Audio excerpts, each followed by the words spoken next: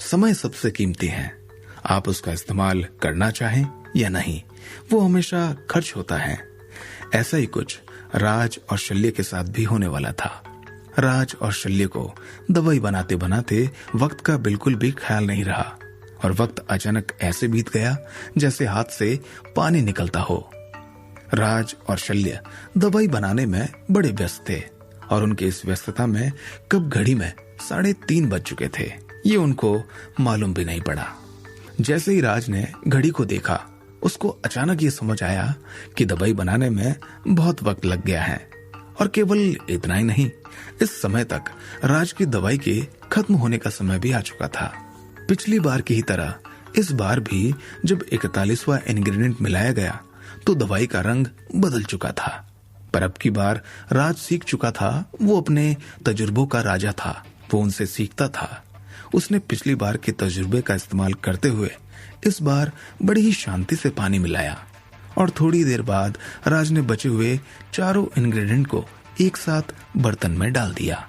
अब राज एक टक दवाई को देखने लगा और देखते ही देखते जैसे ही वक्त बीतता गया, बर्तन की दवाई 2 भागों में बट गई। राज ने टेम्परेचर पूरा बढ़ा दिया। ये सब होने के बाद राज ने एक राहत भरी सांस ली। सब कुछ सही हुआ था। आखिरी कुछ मिनटों में उसके हाथ थकान मिटाने वाली दवाई लगने वाली थी। राज के लिए ये पल बहुत अहम था। वो रुका रहा और सबसे गंदी गंध के लिए इंतजार करने लगा, क्योंकि अभी उसको गंदी गंध का वेट करना था। 4 मिनट बाद बूम, SFX। एक ही बार में ज्यादा प्रेशर के कारण बर्तन का ढक्कन खुल गया और उसमें से काला धुआं निकलने लगा। जल्द ही कमरे में एक तीखी गंध फैल गई। राज इसके लिए पहले से तैयार था। राज ने अपनी सांस रोक ली थी, लेकिन फिर भी शरीर के बाकी हिस्सों से उसे ये तीखी गंध महसूस हो रही थी। थोड़ी देर तक और सांस रोककर वो इस तीखी गंध से निपट सकता था। अरे बाप रे, ये कैसी गंदी बदबू है। इतना ताकतवर होने के कारण शल्य के सभी सेंसेस काफी अच्छे से काम करते थे। एक आम आदमी के मुकाबले उसके सूंघने की शक्ति 300 गुना ज्यादा थी। बर्तन से निकली तीखी गंध उसके मुंह और नाक में भर गई थी और शल्य को कुछ बदला बदला महसूस हो रहा था। ये गंध किसी केमिकल बम की तरह थी। कोई भी आम इंसान इसे सूंघकर बहुत बीमार पड़ सकता था। उसे चक्कर आ सकते थे और वो बेहोश भी हो सकता था। अगर शल्य भी इतना ताकतवर नहीं होता या उसे दवाई की नाकामयाबी पर निकलने वाली गंदी गंधों की आदत न होती, तो वो भी इस तीखी गंध के आगे घुटने टेक देता।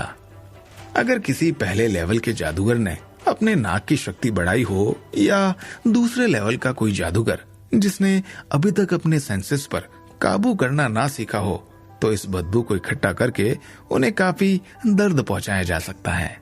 शल्य ने बड़बड़ाया। उसने दोनों हाथों से ताली बजाई, जिससे हवा का एक झोंका पैदा हुआ और उसने तीखी गंध वाले धुएं को उड़ा दिया।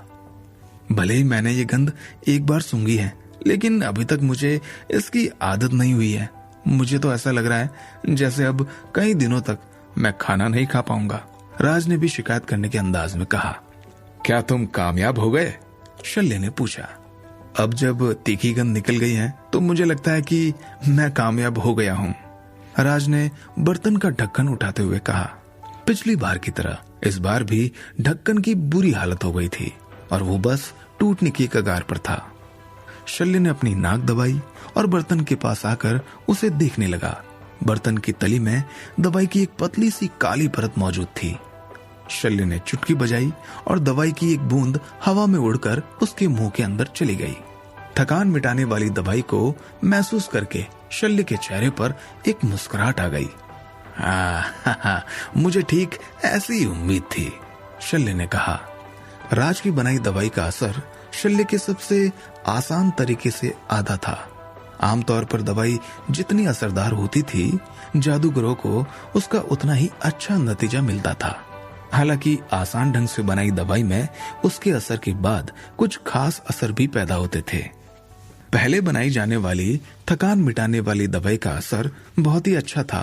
किसी कबीले का सबसे अच्छा स्टूडेंट भी ये दवाई लेने के पहले कई महीनों और सालों तक खुद को तैयार करता था। उन्हें अपने अंदर की ताकत को बेहतर बनाने की जरूरत होती थी और दवाई लेने के पहले अपने शरीर को मजबूत बनाना पड़ता था। शल्य ने आसान तरीके से जो थकान मिटाने वाली दवाई बनाई थी, उसे लेने के पहले भी किसी कबीले के सबसे अच्छे स्टूडेंट को कुछ महीने की तैयारी करने की जरूरत थी। हालांकि अगर थकान मिटाने वाली दवाई के असर को थोड़ा कम कर दिया जाए तो किसी भी कबीले के स्टूडेंट को इसे लेने के लिए सिर्फ अपने शरीर को मजबूत करने की जरूरत बाकी रह जाती। और जैसे ही वो इस आसान तरीके से बनाई दवाई को लेकर अपनी ताकत बढ़ा लेते तो वो अच्छी क्वालिटी की दवाई भी खा सकते थे।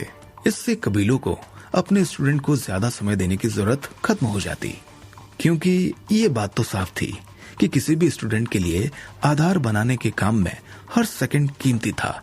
4 से 6 साल की उम्र में मिलने वाले 2 साल इसके लिए सबसे अच्छा समय माने जाते थे। जितने जल्दी कोई स्टूडेंट थकान मिटाने वाली दवाई खा लेता था, उसके लिए उतना ही अच्छा होता था। राज की दवाई की सबसे खास बात तो यह है कि किसी भी दवाई बनाने वाले को जानबूझकर कुछ भी करने की जरूरत नहीं है। उन्हें बस तरीके को बदलने की देर है और 41वें स्टेप पर कुछ भी गड़बड़ी नहीं होगी। शल्य ने मन ही मन सोचा। राज का ये तरीका शल्य के तरीके की कमी दूर करने वाला था। इससे थकान मिटाने वाली दवाई बनाना और भी आसान और कम लागत वाला बन गया था।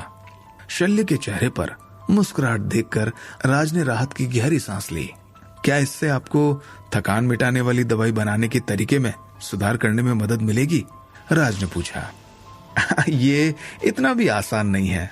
तुम्हारी कामयाबी ने साबित कर दिया कि मैं एक परफेक्ट फॉर्मूला बना सकता हूँ। मुझे अगले कुछ दिनों में तुम्हारी थोड़ी मदद और लगेगी, क्योंकि मुझे तुम्हारे तरीके में कुछ सुधार करने की जरूरत है। बाकी मेरा तुम्हारे पास आना पूरी तरह से पैसा वसूल रहा। शल्य ने खुश होकर कहा। मैं आपकी मदद करने की पूरी कोशिश करूंगा सीनियर, राज ने सिर हिलाकर कहा। शल्य ने भी खुश होकर अपना सिर हिलाया और अपनी जेब में से एक कॉपी निकालकर सारे ऑब्जर्वेशन को लिख लिया। एक अच्छे दवाई बनाने वाले के तौर पर शल्य जादूगरों के बीच बहुत फेमस था, लेकिन बिना कुछ करे ही उसे ये इज्जत नहीं मिली थी, न ही आगे मिलने वाली थी। इस मोटी सी कॉपी को देखकर कोई भी समझ सकता था कि शल्य ने कितना समय और कितनी मेहनत दवाई बनाने को दिया था।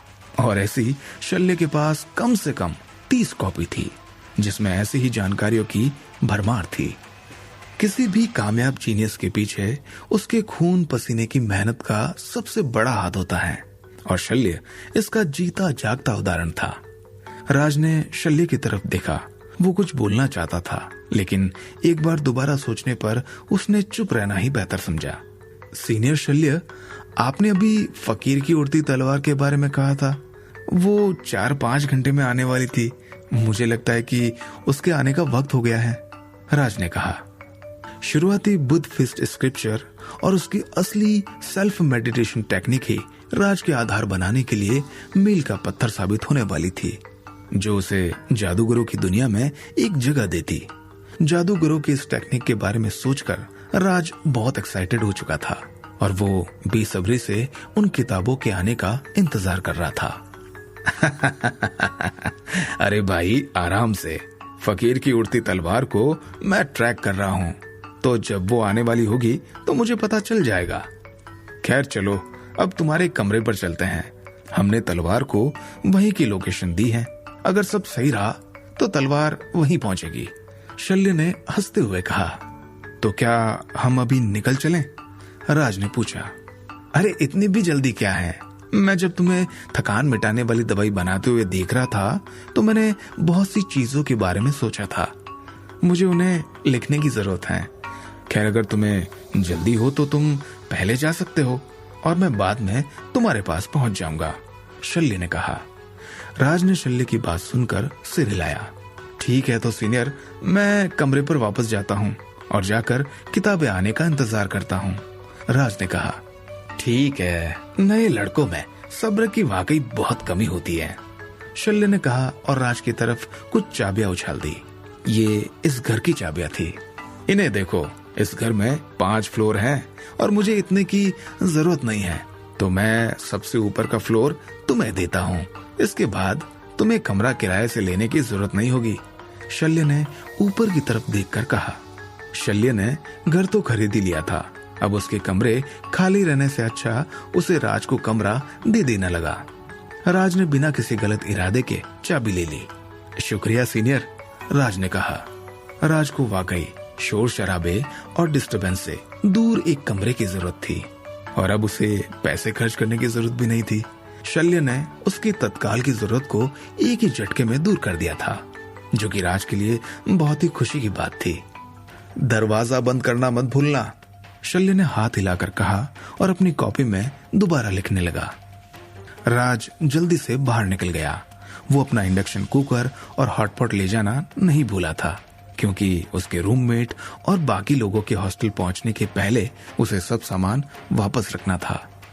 क्या राज समय से अपने हॉस्टल पहुंच पाएगा? क्या शल्य के पहुंचने के पहले ही राज को फकीर की भेजी किताबें मिल जाएगी? शल्य के घर को छोड़कर राज 5 मिनट तक चलता रहा और एक गली में पहुंच गया। वो वहीं खड़े होकर कुछ देर तक अपनी पलकें झपकाता रहा। उसे ये जगह जानी पहचानी लेकिन अलग लग रही थी। उसके सामने करीब 12 लफंगे खड़े थे।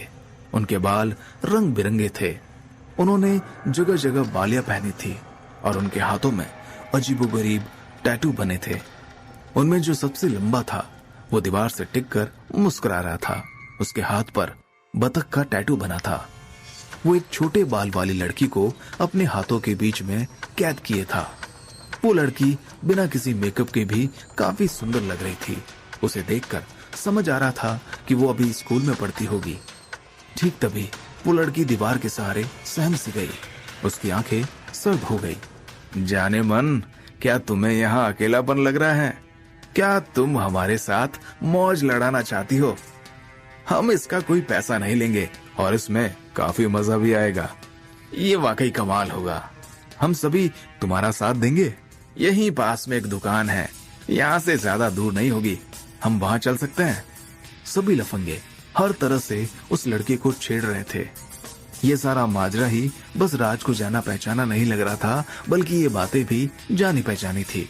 आजकल सभी लफंगे लड़कियां छेड़ने के लिए एक जैसी ही बातें करने लगे थे। किसी को लूटते समय भी शायद वो ऐसी ही घिसी पिटी बातें करते होंगे। यहाँ से निकलने के पहले अपना सारा माल हमारे हवाले कर दो। राज ने गहरी सांस ली और अपने गुस्से पर काबू रखा। एक नौजवान होने के नाते इस तरह की नाइंसाफी होते देखना राज के लिए बर्दाश्त के बाहर था। भले ही इसके पहले भी उसने इस लड़की की जान बचाई थी, लेकिन इसने शुक्रिया तक नहीं कहा था और शायद इस बार भी ये लड़की ऐसा ही कुछ कर सकती थी। लेकिन फिर भी राज अपने कर्तव्य से मुंह नहीं मोड़ सकता था। इसीलिए उसने इस लड़की को बचाना बेहतर समझा, क्योंकि इसमें राज को कोई खास मेहनत नहीं लगने वाली थी। शायद राज को अच्छे आदमी होने की अपनी आदत को बहुत समय पहले ही अपने अंदर से निकाल देना चाहिए था। खैर, अभी के लिए राज ने अपनी मुट्ठी बांधी और उस भीड़ की तरफ चला गया। इस बार लड़की ने उसे पहले ही देख लिया। लड़की की नजर पड़ते ही उसके भाव अचानक से बदल गए। उसे यही लगा कि आजकल लोगों को दूसरे के काम में टांग अड़ाने में मजा आने लगा था। सिर दर्द उस लड़की ने कहा, जाने मन, तुमने कुछ कहा क्या? क्या तुम हमारे साथ चलने के लिए राजी हो? बतख के टैटू वाले लड़के ने मुस्कुराते हुए कहा। अपना एक हाथ दीवार पर रखे हुए उसने दूसरे हाथ से लड़की के चेहरे को छूने की कोशिश की। लड़की ने गहरी सांस ली और अपना हाथ आगे बढ़ाकर उस लड़के को अपनी तरफ खींच लिया। उस लड़के को लगा कि लड़की उसे किस करने के लिए आगे खींच रही है और उसने आंखें बंद करके अपने होठ आगे कर लिए। लेकिन अब रुकने के लिए समय नहीं बचा था।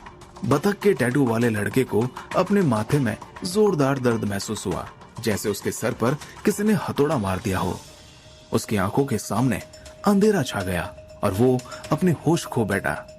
तभी उसे महसूस हुआ कि उसकी नाक से कुछ बह रहा है। छोटे बालों वाली लड़की ने एक ही बार में उस लड़के के होश उड़ा दिए थे और उसे कचरे की तरफ फेंक दिया था।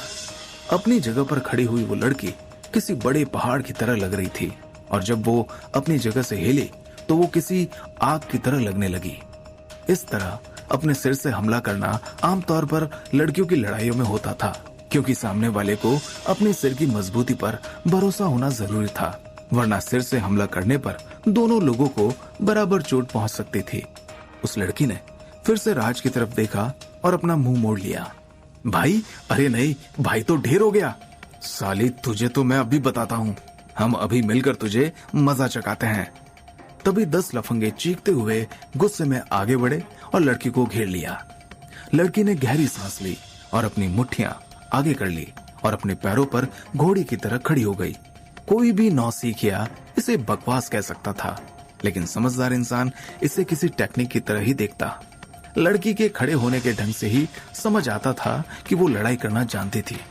हालांकि राज और सभी लफंगे नौसिखियों में शामिल थे, उन्हें उस लड़की के खड़े होने का ढंग समझ नहीं आया था।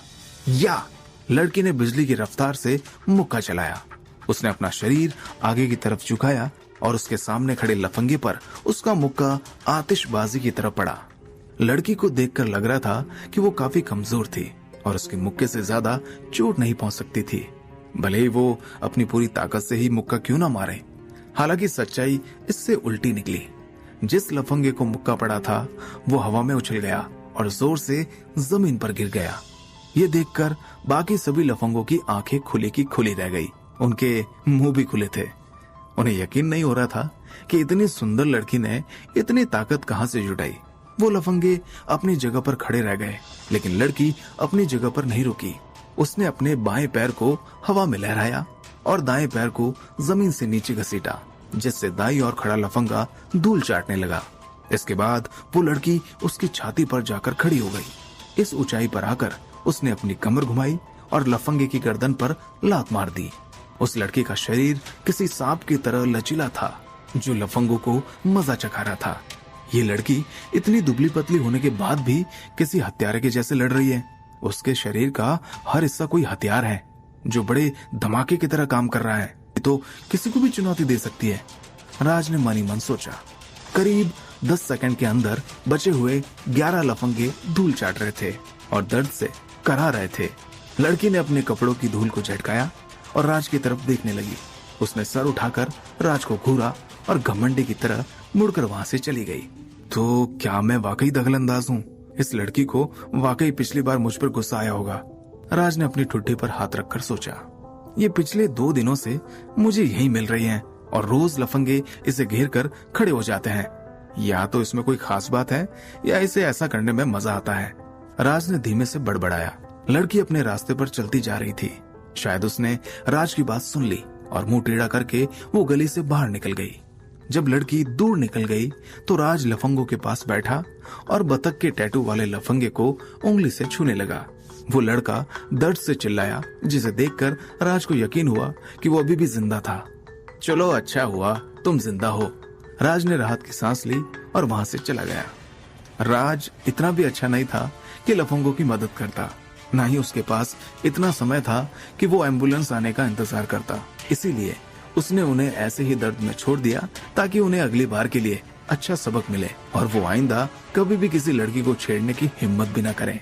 राज को लगा शायद हर लड़की में इस तरह की काबिलियत होती है कि वो अपनी जान बचाने के लिए मौत का तांडव कर सकती है। राज के पास लफंगों पर बर्बाद करने के लिए जरा भी समय नहीं था, क्योंकि उसे वक्त रहते अपने हॉस्टल वापस पहुंचना था ताकि वो फकीर की उड़ती तलवार से आने वाली किताबें देख पाए। सामान भेजने की उड़ती तलवार की टेक्निक, ऐसी चीजों के बारे में राज ने अब तक बस सपने में ही सोचा था, लेकिन अब ऐसी चीजें उसकी आंखों के सामने होने वाली थी। आखिर वो दिखने में कैसी होगी? साथ ही साथ शुरुआती बुद्ध फिस्ट टेक्निक और असली सेल्फ मेडिटेशन स्क्रिप्चर कैसी होगी? क्या ये आम किताबों की तरह ही होगी या पुराने समय के स्क्रॉल की तरह? शायद ये जानवरों की खाल पर लिखी हुई होगी। राज के सामने अभी यही सबसे बड़े सवाल थे, लेकिन ये सभी राज को बहुत शानदार लग रहे थे। अभी राज के सामने एक बड़ी समस्या भी थी कि उसके हॉस्टल में सभी अब तक लौट आए होंगे। ऐसे में उड़ती तलवार से सामने आना नई परेशानी खड़ी कर सकता था और राज के पास किसी को समझाने के लिए कुछ भी नहीं था। क्या राज इस परेशानी से अकेले ही निकल पाएगा? क्या शल्य सही समय पर राज के पास पहुंच पाएगा?